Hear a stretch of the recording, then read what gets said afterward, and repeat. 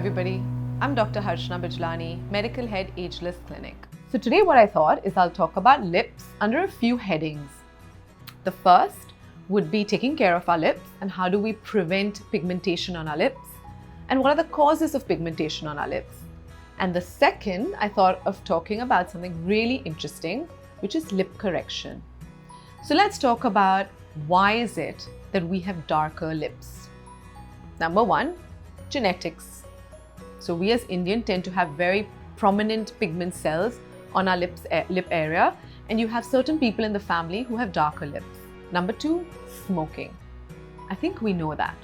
We know smoking aggravates to darkness of the lips. Number three, hormonal changes. Sometimes during pregnancy, sometimes during menopause, or sometimes during hormonal changes, our lips can get a little bit more pigmented. Number four, going on a holiday without sunscreen on the lips. How many of us think about putting sunscreen on our lips when we go on holiday or when we go out in the sun? Faces, yes. Lips, rarely. And number five is when the skin is very dehydrated of the lips and it ends up peeling, or we physically pick and pull the skin on our lips. That can lead to a lot of pigmentation around the lips.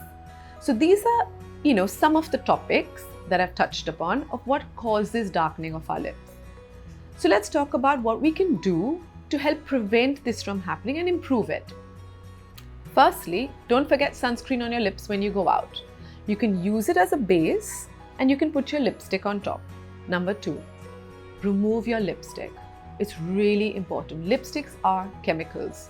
So make sure that repeated use of your lipstick, because you want to hide the darkness, doesn't actually be causing and aggravating the darkness in the first place. So remove it really well.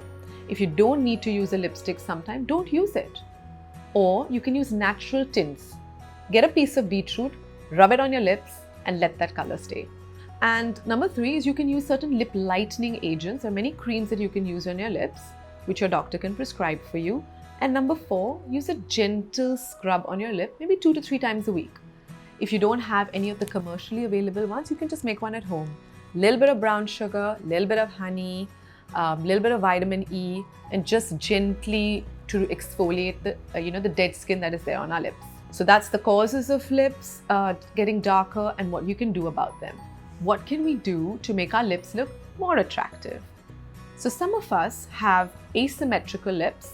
Some of us have a lower lip that is upper lip that is thinner, lower lip that's thicker, or the other way around. Some of us have asymmetries, one side is flatter than the other, and some of us just want a little bit of a natural pout. What can we do? Lip fillers. So what are lip fillers? They're like sugar gels that we inject into your lips, and it can give you a beautiful shape. It can accentuate your curves and it can correct any asymmetries that you may be having. A lot of people are very scared of having duck lips.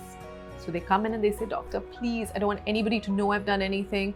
I don't want my lips looking pouty and ducky." It doesn't have to happen. If done well, lip fillers can look fantastic. And when you wear your lipstick, it will not bleed on the top and your lips will just look far more accentuated. I'm saying this for lipstick for women, but I've had a lot of my male clients also who've come in who've asked for lip plumping. Sometimes you just have too thin lines of lips, and then what do? So your lip plumping or lip fillers are a great option. When it comes to lip fillers, I also want to talk about a few of the questions that I get asked. So at least if you'll know about it, it will help you decide whether that's something you want to go in for or not. One is, how long does it last for? Typically lasts for 4 to 6 months, but because we talk so much with our lips, we drink hot fluids, it can go quicker. Number two is, do you have to keep doing it? No. Hate it, or you felt like, oh, I did it for a wedding or I did it for a party and I don't want to do it again? It's okay, don't do it again. Number three, what if something goes wrong and I don't like the way I look? You can get it out. So there is an enzyme that dissolves this gel and you can get it out and you can be reversed to how you were before. Number four, will I have any downtime? Yes, it would take anywhere between 1 to 3 days for the swelling or the bruising, if you get any, for it to settle down. And number five, can I do my day-to-day activities? Can I kiss? Can I eat my food? Of course, you can do all of this We just ask you to wait for around 24 hours before doing anything very rough to the lips. But you can eat, you can drink your liquids, you can do what you want. So I hope you liked this video. If you liked it, please like us, subscribe to Skin Diaries, and don't forget to share. See you again. Bye.